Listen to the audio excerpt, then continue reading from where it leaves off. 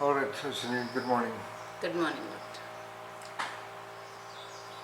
So, you had that questionnaire, the mindset questionnaire or the creative mindset questionnaire developed by Pradeep and Khandwala yesterday.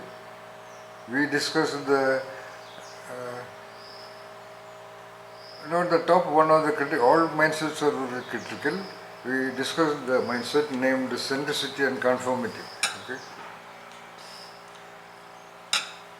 Centricity and conformity is about behaving or responding or talking or relating with other people or talking to other people the way the environment has trained the child from childhood onwards. Yes. Okay. As I told you, there is nothing wrong about it. The centricity and conformity, when we assess it, the scores are in percentages. 99 is the highest block. Okay, even 99% mentally trapped in centricity and conformity. That doesn't mean that there is anything wrong about it, but it is not advantageous for the creative evolution of the individual. That Pradeepan Khandwala questionnaire is about 7 mindsets that block creativity. So-called what globally all creativity researchers say, the mental blocks to creativity. Because they have all realized that every human being potentially, at least every standard human being, meaning born to healthy man and woman, is potentially creative. But they are not able to evolve into that level because of certain mindsets. And 9 critical mindsets are proposed in my book, but in general there are 7 mindsets which globally the creativity researchers say. One of them is centricity and conformity. Centricity is about expressions or responses or behaviors or actions or relationships or languages according to what other people expect from you. Even when you have your own way to talk about something, to do something, but you are forced to suppress it because there is a fear and anxiety. What other people will think about you. That particular mindset is also called theoretically, what you call, in my book it is written,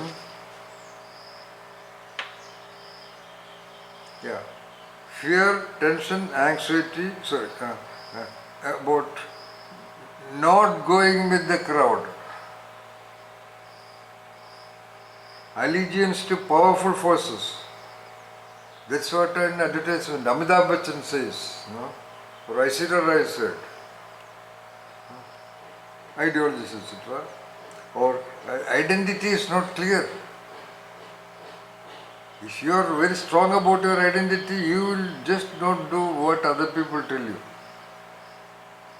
What you may do, perhaps will include what other people tell you also.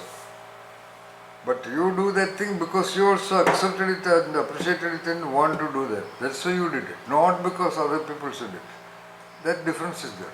In other cases, even when everybody else would say, you will do what you want to do. Do you know, Ashwini, I had some 30 years back an institution called School for Creative Perspective. School meaning a group of people. Most of that visiting arts, that is there, okay? Just School for Creative Perspective. You know, one fine day I closed it because out of the 20 trainees, 19 were girls. I used to even tell them, my God, what is it, I am running an institution for girls or what? Why they came is because boys were all employed or whatever and boys don't care this kind of things. Anyway, whatever, that is not our point of discussion. What I noticed, it was a 9-month program. During that 9 months itself, I realized that in their discussions, and my class are kind of discussions only. all the 19 were deciding to marry on their choice. Yeah. In fact, there was one girl who had already a betrothal and exchange, ring exchange, etc. Every Friday, the guy who was to marry her was working in Gulf. So every Friday afternoon or something like that, he would call her. So Friday afternoon, so Friday is a working day, class day. And it was well known, everybody else, she used to say. And one day, she comes and gives me some 4-6 pages and said that, sir, please read it. I read it, it was a letter she wrote to that guy in Gulf, telling that why she wants to cancel that affair. I said, why are you giving it to me? No, sir. It was a beautifully written document, very logically explaining why she cannot live with him. So, all the 19 girls decided. Then I realized one thing actually, that a female with a sense of creativity will definitely marry a person of her choice only.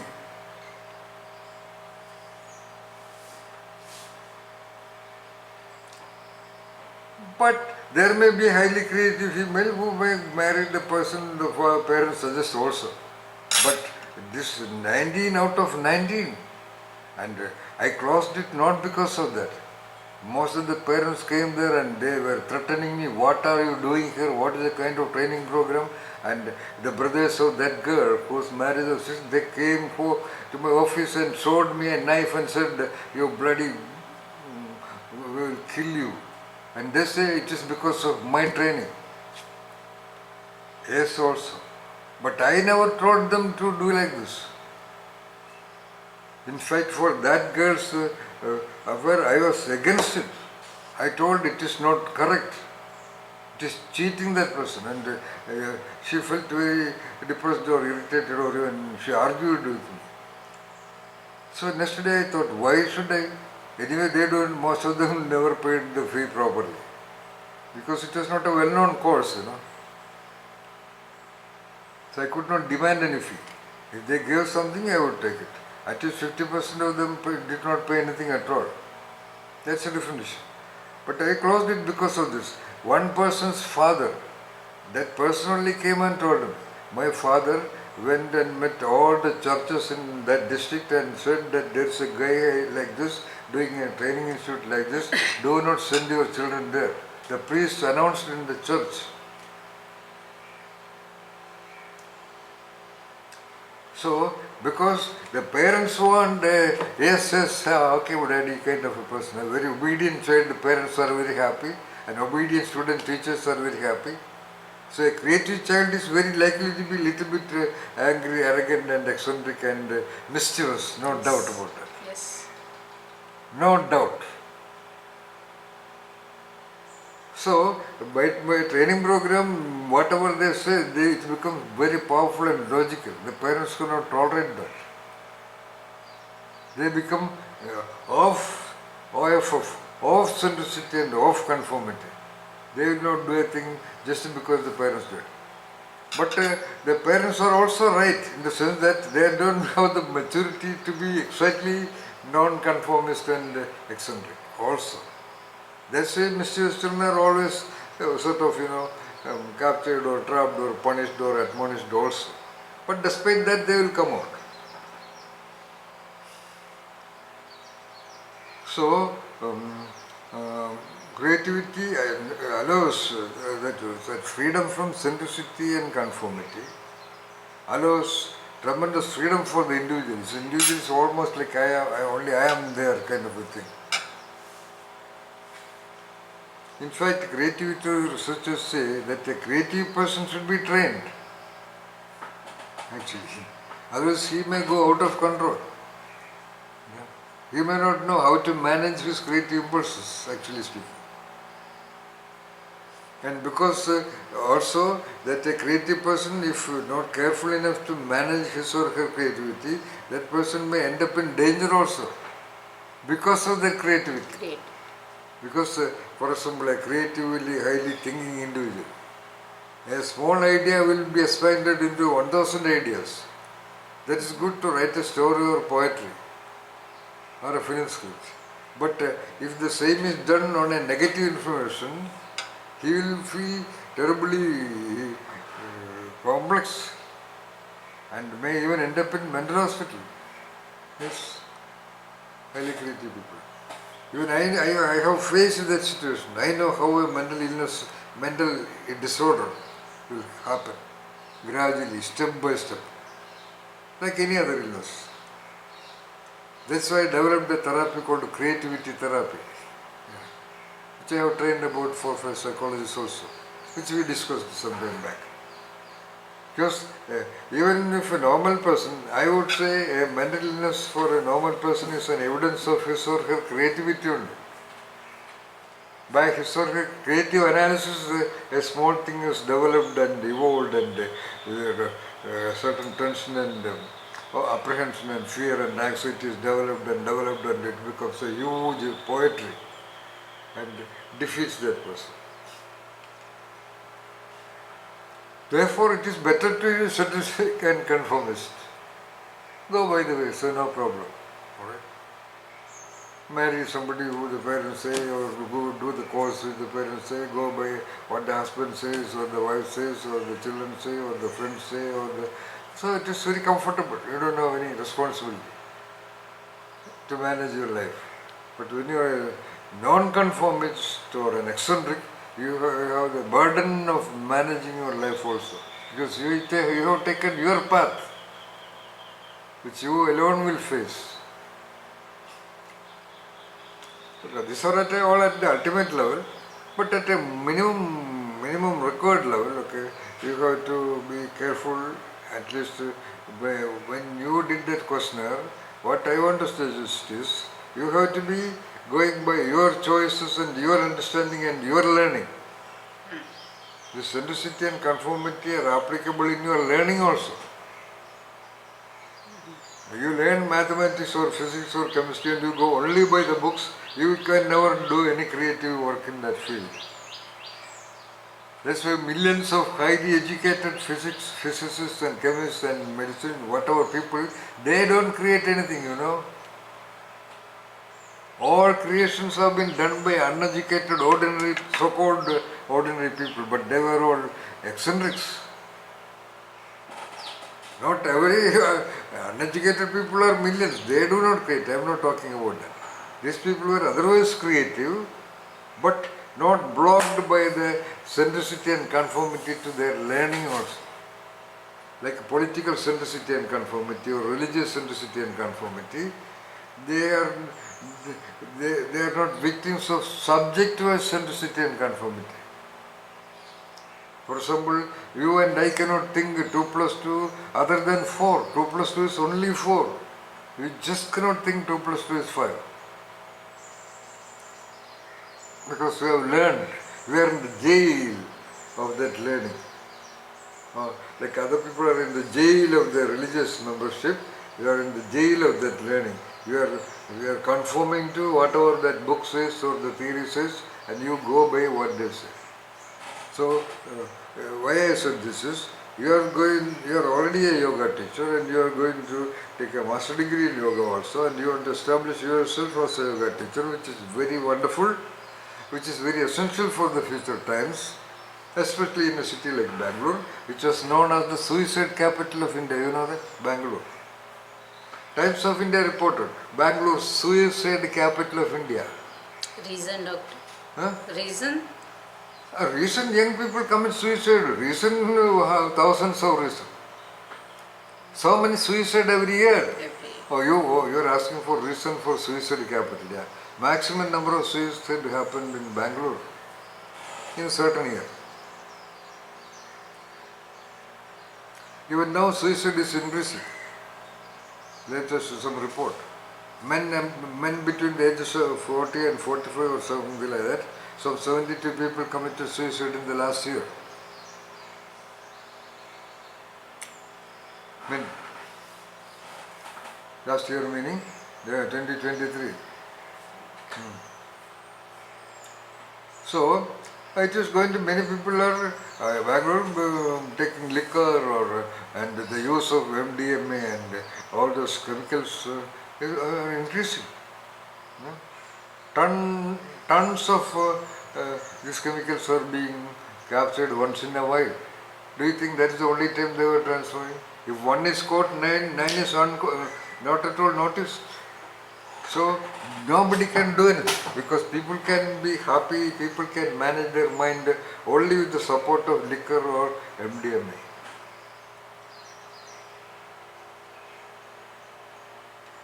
When the police and the government, okay, they have to do this action of rigorously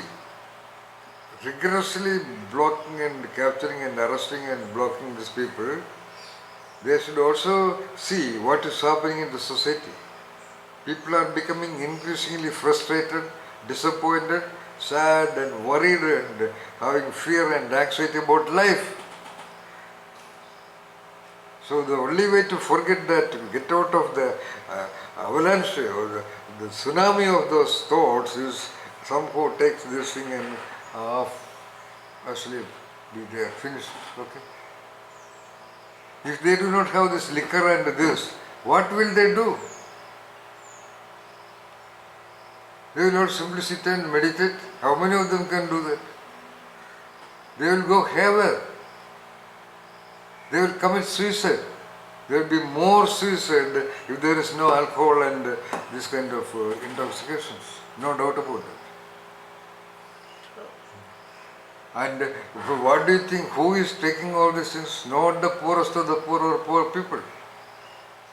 Almost the lower middle class, upper middle class and that kind of an income, lower middle income and above group only. This 1 gram costs 20,000 rupees. Okay, who will give this? They can afford. They want this. Because rich people, they are already rich, they have seen everything, they don't enjoy life. Okay, in the beginning of money you will go everywhere and see. Okay, after some time that is fed up.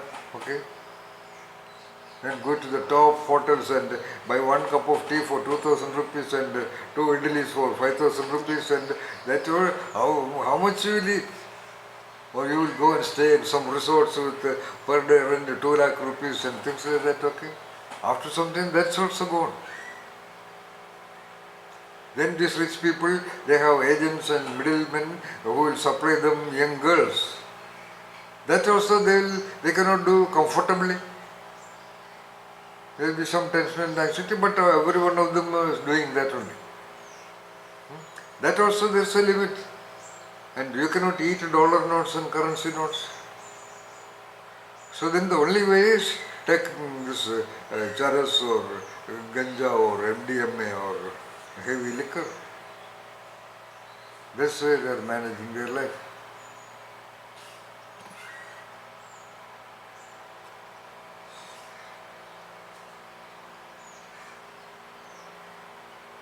So, in that context, you have great scope in being a yoga teacher. Because as I discussed yesterday, yoga is the only way. If no MDMA or charas or ganja or liquor is okay. Liquor gives a transient thing. Okay. Not as dangerous as the other one. That's what they say. I don't know. Anyway, if none of them are easily available, the only way, real, sustainable, lasting and correct and complete and firm way to manage the mind is yoga only. No doubt about that? Agreed? Yes. That the world may take another decade to understand clearly. So at that time, which is coming time, you have to be a highly creative yoga teacher. There will be n number of yoga teachers. Almost anybody is a yoga teacher kind of a thing. You have to be really creative. You have to be a non-conformist. You have to understand yoga and you have to do it in your own way. You have to have a good communication, not just making them do the physical thing. Like in Rasayana tradition or Homeo tradition, you have to explain to them why yoga. What is the invariant, what is the reality called yoga. Already they think they know. They just come for you to have some guidance on how to sit or how to etc. That's all, no? only on body positions, right? Yes. Yeah, no. That won't work in the required way. You have to explain to them.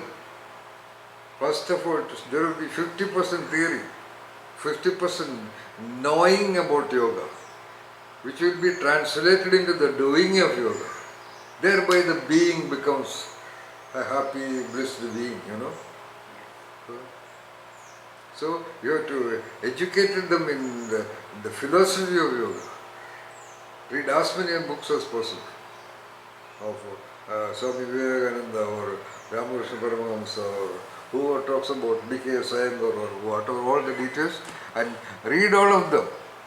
But you reflect and understand in your own way what is that invariant, that essence of what is that thing called yoga. And explain that to every one of them and make them understand what they are doing, rather than just like some men doing Bharatanatyam for a film show, film role, They are not dancers, True. They just learn that 2-3 steps repeatedly for that short and tuck, and that is taken. That's all. They cannot do a complete dance. Similarly, these people are just like that doing. So, and you see the essence of centricity and conformity, or eccentricity and non-conformity, is in the very design of yoga. You see, what is a yoga position? It is an eccentric position of the body. Every yoga is violating the rigidity and the conformity of the body. None of the yoga is standard position of the body. See, violating that centricity of the body. In that violation only there is a possibility to see the secret.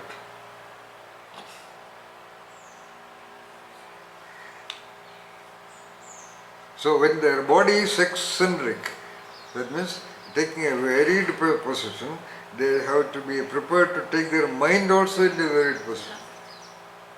They have to understand the anatomy and physiology of yoga. They have to get out of their body and see what is ultimately. By the 30th session, when they are sitting there in yoga position, in all yoga position, it is better to close the eyes. Whatever, because of another reason, which if you want I will tell you. Now, they have, at the final yoga level, when they do the yoga, they have to be kind of an attention outside their body, and they have to see they sitting there and doing or in that systems. That is called yoga. The person self, the so-called centricity, conformity and other mindsets driven ordinary so-called self of a person created in that person by other people, that will get dissolved, and it may, if they are lucky as well as very focused in their attention, it may yogified, it may merge with the real consciousness of that creature. Of that creature. A lot of people I have heard, and I think I have been told that by yoga your consciousness will merge with universal consciousness, and all this bullshit. Yes. No universal consciousness, that's a different level. In yoga, your so-called normal consciousness will get unified with the consciousness of that magnificent human creature. There is a consciousness in that creature, okay? Yes. That only is converted and trapped by the other people and making it learn Tamil or Hindi, making it Hindu, Christian or Muslim or B.Tech and M.Tech and socially acceptable defined individual. Liberated from that, you will merge with the original consciousness of this creature with 90 trillion cells in the cerebral cortex and the greatest power. If a cat is that powerful, what will be the power of this human creature, you think? The ideal human creature is the Patanjali, or the Vyasa, or the Dhanvantari, or the Vagbhada, or the Krishna, or the Arjuna, or the Jesus, or the Buddha. They are the models of human beings. They are not gods or any damn thing. They are just models, so just showing the potential evolution of a human being. And the great majority, absolutely in the jails of the mindsets or mental traps, what they do as a technique, glorify them as specially God-given people. So we are saved. I am an ordinary idiot, born to an ordinary father and ordinary mother, who are just ordinary people in the society. I am born to those useless people. Okay? That's what they are saying. When they are saying Krishna or Rama or Jesus or Albert Einstein or Rabindranath Tagore are special people born with some special power, that means what? Their father and mothers are ordinary idiots. Okay?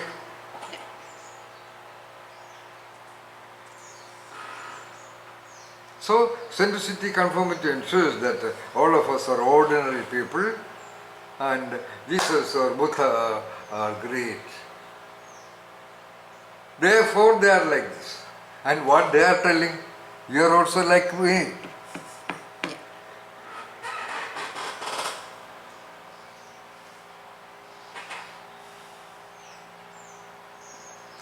What the glorified rishis are telling, Aham Brahmasmi, you are also Brahman like I am. I am no way special. None of them say I am special. But it is the managers of the society who want all these people following them with all the centricity and conformity. They have given them a philosophy, they have put them blindfolded. So, that is why we discuss about centricity and conformity. That's a major mindset which is blocking a lot of other things. As I told you the other day, the parents ensure centricity and conformity. That means, let us say, pure obedience. Yeah. Because then only they can tell them other things. To a disobedient child, you cannot say, go to the church or go to the temple or go to the mosque. He will not go. So they want to ensure such so-called obedience. A beautiful word, which is given a lot of positive whatever.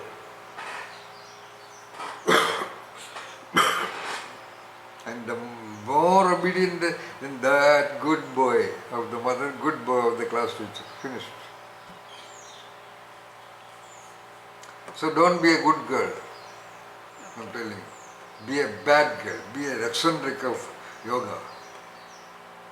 And read a lot of books. You don't read. You just don't read. Now I have lost the touch, doctor. So you have to, that is okay, that's okay. Then you are only 42, okay. Blooming of life happens after 50, 60 only. Nowadays, especially, a lot of young people are moving around with a lot of assets, they have a lot of richness and things like that. That's because of the technology and things like that. That life is too short. In another 10 years of time, all this technology will vanish. Then those people also will come for your yoga. Okay?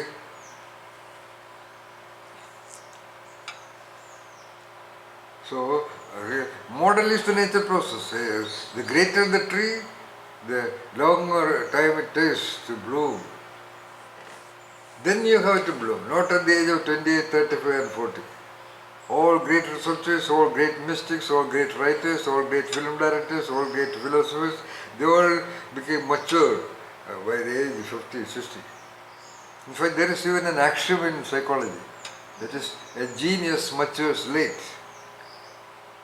Because he is a genius. He will not mature in the sense that achieving some little bit of money, whatever. Because history is a total a big building will not be finished in 1 day or 1 year, you know. Same way, a genius matures late. So a tree has to bloom at that time. Like as I told you about that beautiful short story of Vaikam Muhammad Bashir, my grandfather had an elephant. My grandfather had an elephant, but right now I don't have any money, I am starving on the road. And I go on taking credit, my grandfather had an elephant. It will give only psychological, vicarious satisfaction. That's true. So that's what the current generation of the world, I am telling you. 2024 now. They're currently enjoying that young generation, that 25 to 35, 40 kind of generation. I would say 97% of them, by the Gaussian normal distribution curve of statistics, I say 97.3 whatever percentage of them are going to have a terribly depressing, defeated future. No doubt about that.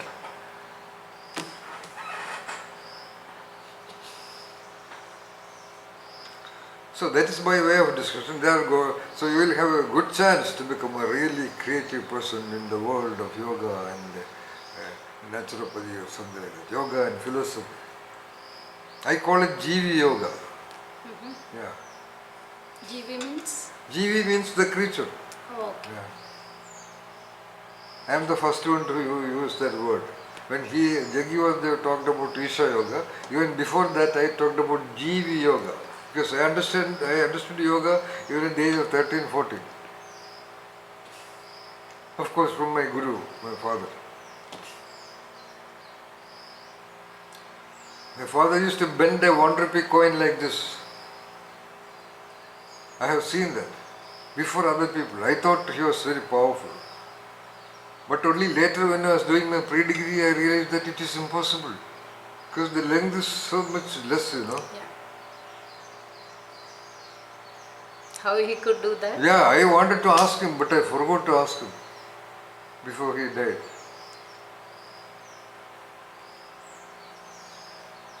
So that was the kind of person. So I knew yoga. So the yoga is with the jivi, that human creature. Into that human creature, a human creature is sitting there, not what you call Ashini. But right now it is Ashini with all that background. You are suffering from the centricity and conformity to your own background.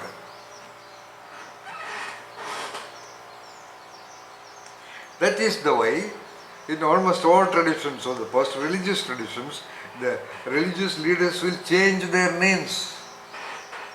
Even in Christian tradition, I don't know about other traditions.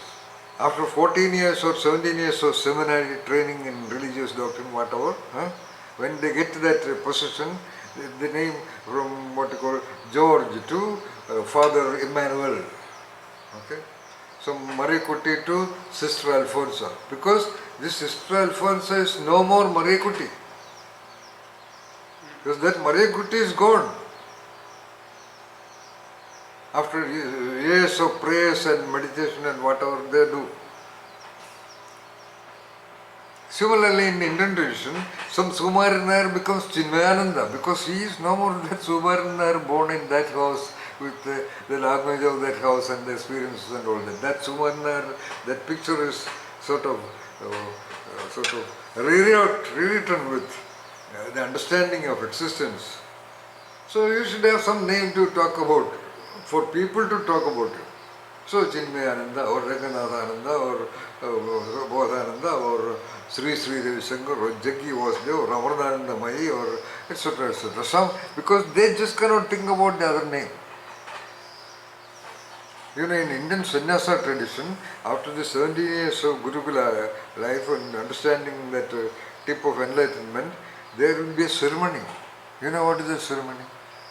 The death ceremony of that person. Yeah, there will be all the rituals of Ashwini's death will be performed. Yeah, Ashwini is dead. Now a Jiva Yoga specialist is born with some new name. New. Got it. Just unconsciously, even that name will trigger a lot of memories. Mm. Yeah.